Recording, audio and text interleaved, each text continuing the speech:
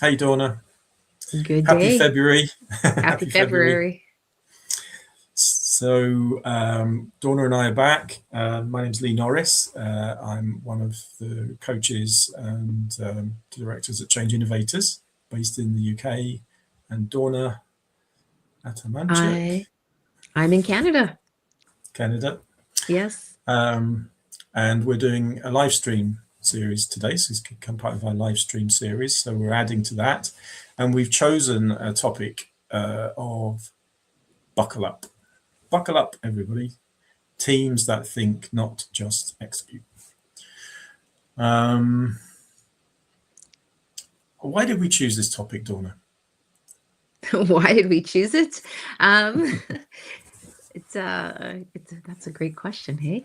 So the idea came up for one of our other partners in regards to sort of buckling up for, as we start into the second month of the year, that idea of getting ready for what could be coming, and also that idea to start to think that we often will look at things and think about execution.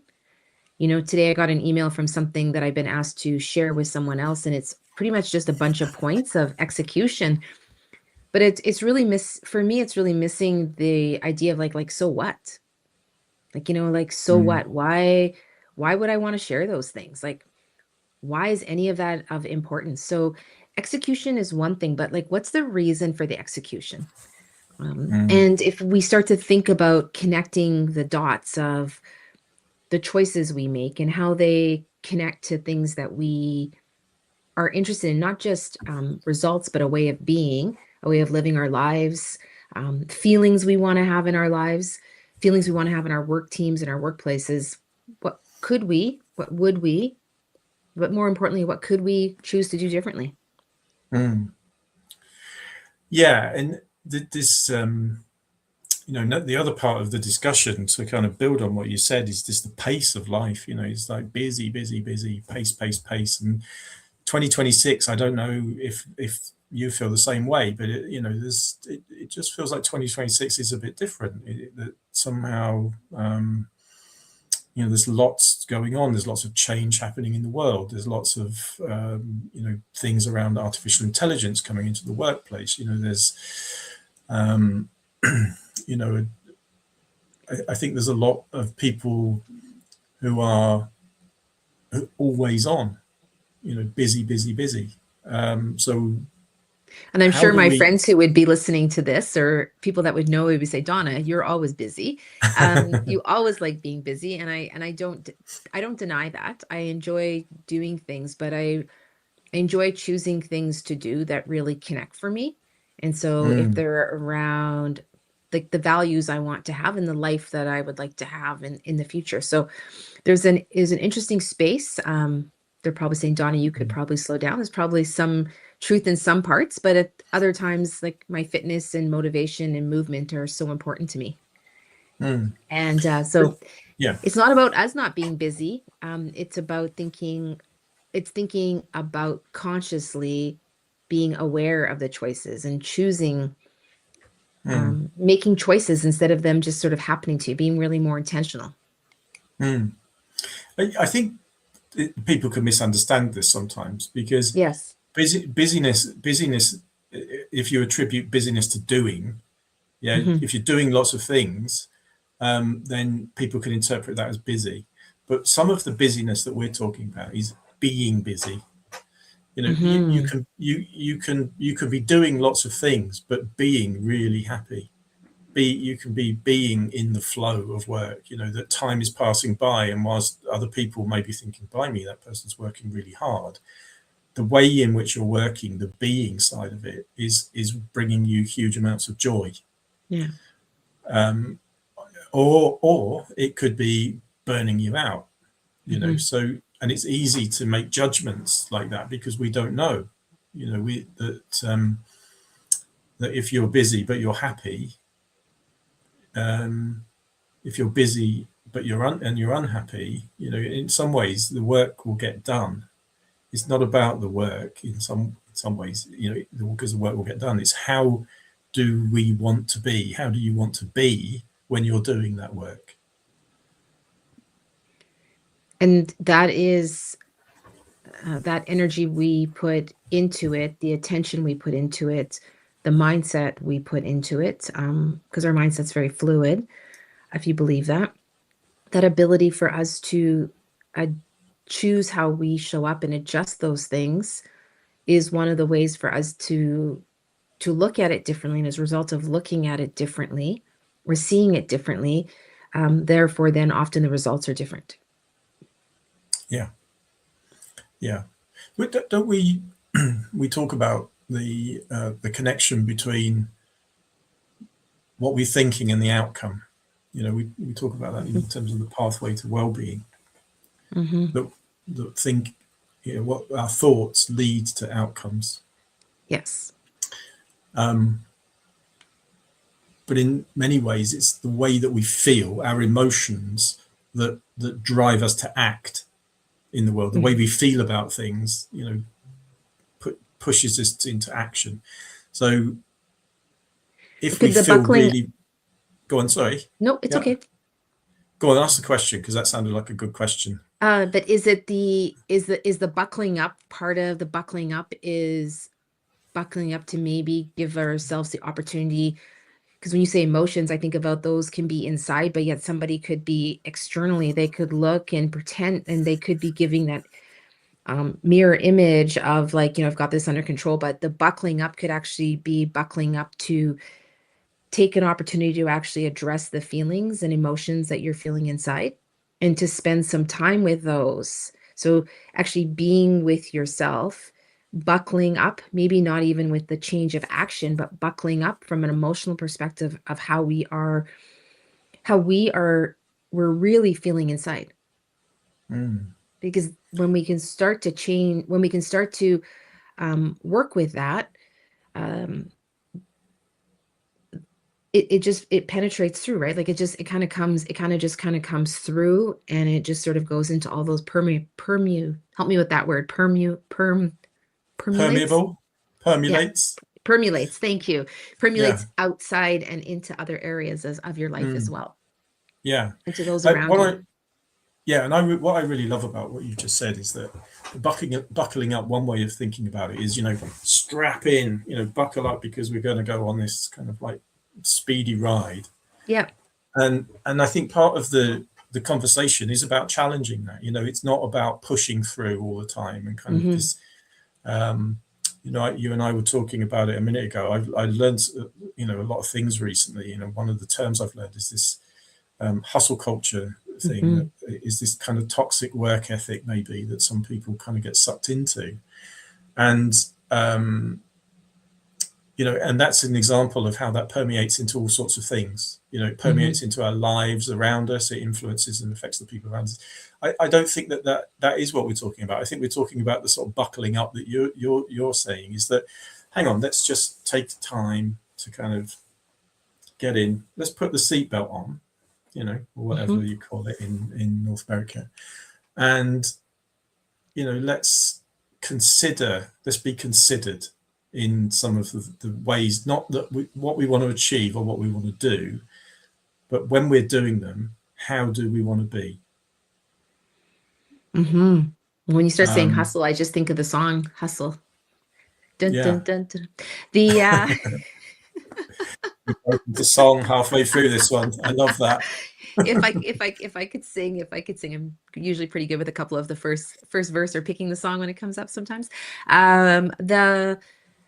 But that ability of being able to buckle up and actually own your emotions, right? So if we think about that, if we're hustling so much that we're missing the opportunity to be connected to our emotions, and we're missing those opportunities to be intuitively connected to what's important to us, you know, so we're listening to our bodies, we're listening to what's going on.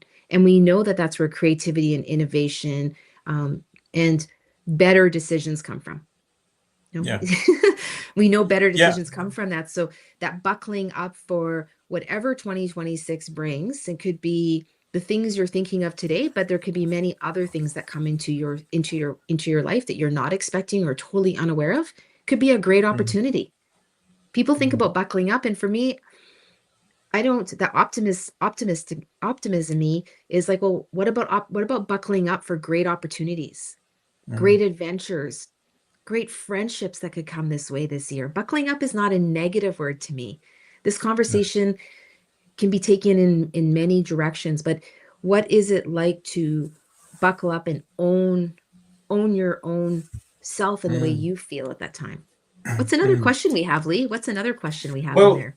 so I love that, because we've kind of got this is the I felt like you were going here, is how are we showing up at work? And can I just say on the buckling up thing, Yeah. I like what we're talking about maybe is securing ourselves.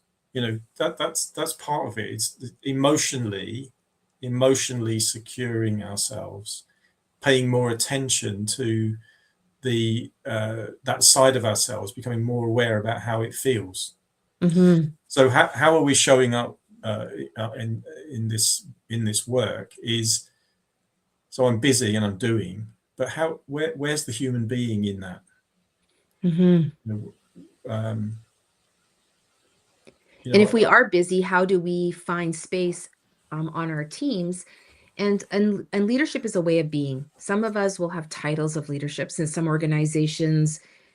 You could be doing all the work, but the title's not there. A leader is somebody of just how they choose to for me, a leader is someone of how they choose to interact and how they choose to be in this world. So how are you showing up in this work? Maybe there is a new project or a large project or a merger or acquisition that's going on right now.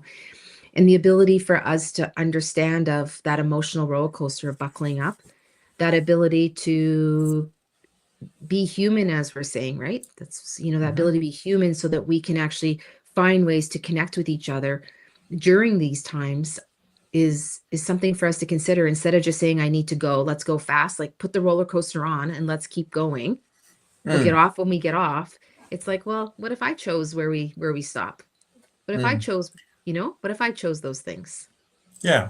So that again, that's brilliant for our next question, which is this idea, and I think that this is something that you were talking about, is how consciously aware are we? Are we actually just on autopilot and kind of like, or are we making choices?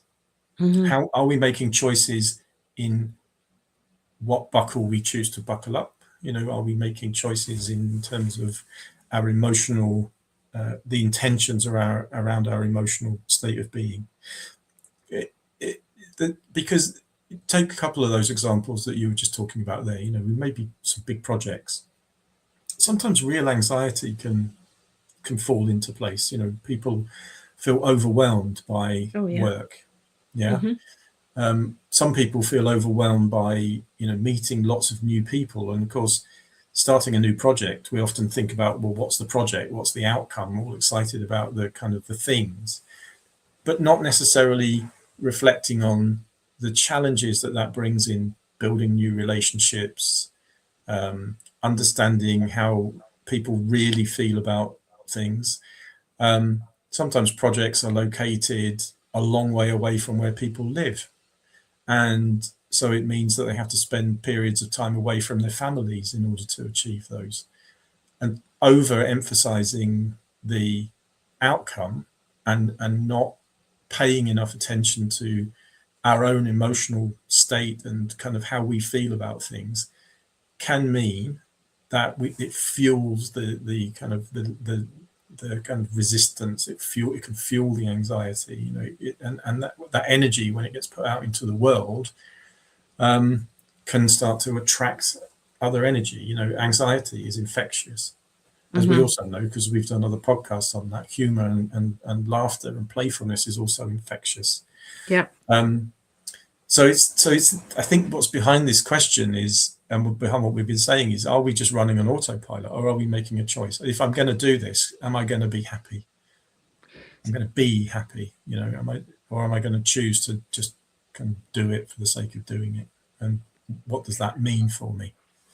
Well, and actually, if we look at work or communities or families, one of the things about potentially getting out of autopilot is our change of behavior actually being received in a favorable way from those around us. So when we get out of autopilot, people expect us to show up a certain way. People like you kind of get, there's patterns we play. And that ability then to ask the people around us. So if you have somebody in your space right now who you sort of notice is trying to get out of autopilot, they're trying to be more intentional, make choices, connect with those things that are going on inside of them that maybe, you know, even if they're an expressive person, maybe there's certain things that they've never expressed. So they're going there. And how is it that you could support that person to move from autopilot into choice? And it's definitely not ridicule. And it's not joking about how long do you think that's going to last? You know, when I see new people at the gym this month in January, instead of saying, I wonder how many of them will be here in February, my thoughts have been, I really look forward to seeing all those people in February again. And that mindset of it can have a real impact on that person, because as we know, they'll start creating new patterns for themselves. They'll start seeing themselves different, maybe labeling themselves differently. And those small adjustments, that is kind of what allows us to get out of autopilot into a new spot where we're making intentional choices and we're really buckling up for that new self that is and can be created. And in the conversation, the emphasis that you've just put onto that is recognizing people. Yes. And recognizing in yourself the energy, that rather than kind of attaching, not a negative thought maybe, but kind of a different kind of thought, you know, which a little is sarcasm. Yeah, well, yeah, but you know, looking forward to seeing people again.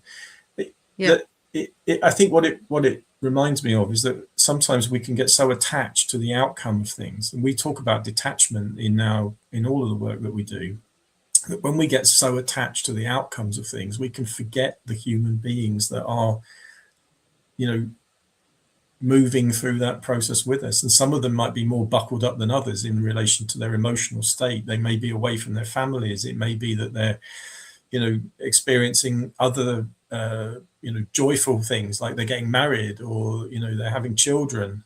And I remember when we did our company video a couple of years ago when we were in Canada in October, and Yvonne Thompson, who was our founder, was saying, you know, we sometimes we spend more time on autopilot engineering the human being out of the organizations that we're working in, because we haven't taken a moment to consider that how we're going to be, as opposed to what we're going to do, and how important it is to get to that point and that outcome.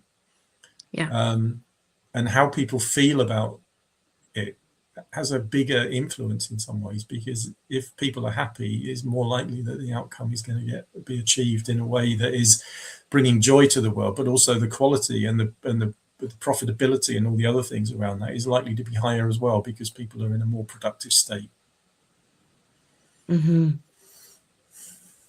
So it kind of brings me back to that second question, which is this: we want people to really consider this, is how are we showing up in this work? This work being emotionally buckling up, as opposed to kind of not emotionally buckling up to push through, preparing just for that bumpy ride towards the outcome. But to actually glide through it, you know, bumps are going to happen, opportunities are going to happen, and they can an opportunity can be disguised as an obstacle. That the ability to ask ourselves, like, how am I going to take the remainder of 2026, and how am I going to choose how I'm going to ride it out, or ride with it? I love tempo. It's a word I use. What's the tempo of our meetings? What's the tempo of life right now? What's my tempo right now? I guess I like a variety of music, almost all music I enjoy. I don't know if I have a huge preference, actually. So that ability to just sort of ask, like, what song, you know, like, is it that hustle song? You know, you could think of that as, but it's got a really nice beat. It's got a consistent beat. It doesn't actually get too fast or too slow. And so if you think about the tempo that you kind of want to be in and how you want to show up, and then what activities, as we talk about in Heart Math, what activities do you actually have to choose to do so you can actually show up there? So if you are a person who is rushing all the time, How is it that you could create like 5 minutes or 3 minutes of getting somewhere and just sitting for 180 seconds before you actually jump onto a call? What if you are dropping your kid off and they go into a sporting event and you sit in the car for 5 minutes before you go in, just so you have a few moments? What if you do that with meetings? How we set up our calendars, what we do, all those, the ability of us to think how we could influence all that type of stuff to then impact how we're actually sitting together, like you and I are sitting together right now. What did we do so that we can be here, be present, be engaged, want to share? We hope you can feel our energy as we are having this conversation with you and as Lee and I are having it together. So just some thoughts. Mm. And as you were saying that as well, we're not immune to it, are we? We're busy people, that we're experiencing lots of growth in the work that we do, the growth of our company, the growth of our reach around the world. And I think that ability to kind of take stock, I'm not sure if I'm going to I'm not sure I'm going to actually, by saying that, really express it as well as you did somehow, but it's that ability to do that and be present and to kind of give ourselves the space for that development, that emotional preparedness for things. Mm-hmm. So that we're not just looking at things, delivering projects or the building or the this or the that, but asking ourselves a deeper question about, and in doing so, how do I want to be? Do I want to be happy? Do I want to be in the flow of work? Do I want to be considerate and calm and enjoying myself and be joyful rather than be stressed, and be, continuously on a hustle culture treadmill of, work. If I'm busy, I'm successful. So Lee, what do we say when someone, I know what I kind of think, but I'm curious, I'll just put this out there, but it is okay to tell someone, this is busy. Like I am whatever that emotional will would be. And it would be the opposite of joy and happy and cheerful, whatever that is for you, whatever words, because I don't want to put words into anyone's mouth. But what value do you see in actually sort of owning that emotion and then choosing on being? Like, what are your thoughts around that? I think it's about, because I've been having lots of conversations with people about this, because at the moment I'm also really in the thick of kind of doing some emotional intelligence EQI 2.0 debrief. So this, comes up a lot. It does. About it does come up a lot. And what I try to say to people is it's not about an end goal. It's about an intention. It's about a sense of direction. And, so and I think what you're saying is, that it's different for everybody. It's not about having one size fits all. But if you can kind of have a consideration to the question that you're asking about this being and owning the emotional state that you'd like to be in, then purpose becomes a mindful purpose. It becomes a question in the moment that you can interrupt yourself and say, is how I'm being right now and is what I'm doing right now taking me towards that where I want to be, both emotionally and in terms of the outcome that I want. And if the answer to that is yes, you say, great, do I want to do more or less? If the answer is no, then it's an opportunity to learn. It's an opportunity to grow, to step back and consider. So, okay, so, what am I doing here? Why am I being like this? And to create some space for that. And be kind to yourself. Yeah. So if someone's when someone's listening with us, because I do think we're there with us, when we're listening, the idea of, if you said to yourself, like, this is how I'm feeling, and it's on part of the wheel that, maybe you're not supposed to share. You're supposed to like just pretend everything is okay. The ability to actually just label it and own how you feel, and then potentially making the choice of how you want to be in that next situation. So it's not about covering up or hiding or not being yourself, but maybe you are feeling a certain way, but you're going into something where you'd like to be, as Leah's saying, be a certain way. And so intentionally making a choice to step in there and saying, I still do feel that other emotion. I do feel that right now. You could have got bad news, um, you know, could be anything, right? You could have just, maybe you thought a favorite show you enjoyed watching got PVR'd and it didn't, and you just were really looking forward to having a cup of coffee and watching your show. And you're just a little disappointed. But taking whatever being you want to step into that next space. So, and that's that intentional getting out of autopilot. You can still be disappointed about something. We don't want to take that away. It's asking what carrying that with you is actually doing to you. And then when we're doing our EQ debriefs, it's about also like, what's it doing to other people that are around you, if that matters to you. And honestly, I know it doesn't matter to everybody, but it matters to Lee and I about the energy that we would leave with somebody else. But it's not for everybody, and that's okay. Yeah. So where do we want to wrap up, Lee? How do you? Yeah, I guess, yeah, one of the things that's come to me is that we don't have all the answers. We're just as human as the next person, right? Yes. But what we wanted to do today was to share some of the things that we've been thinking about and ask the question. If you wanted to talk more about that and understand a little bit more about how we come at it, then we'd love to people to get in touch, obviously.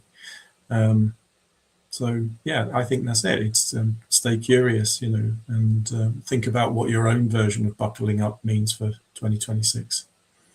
Yeah, and the optimist in me says, just enjoy the ride. There's so many great things ahead of us, and that lens in itself can really take you through your day in a very different way. Yeah, enjoy. As always, we appreciate you spending time with us, and as always, we would love to hear from you. So have a great day. Have a great evening. Bye everybody. Yeah, Ciao. take care.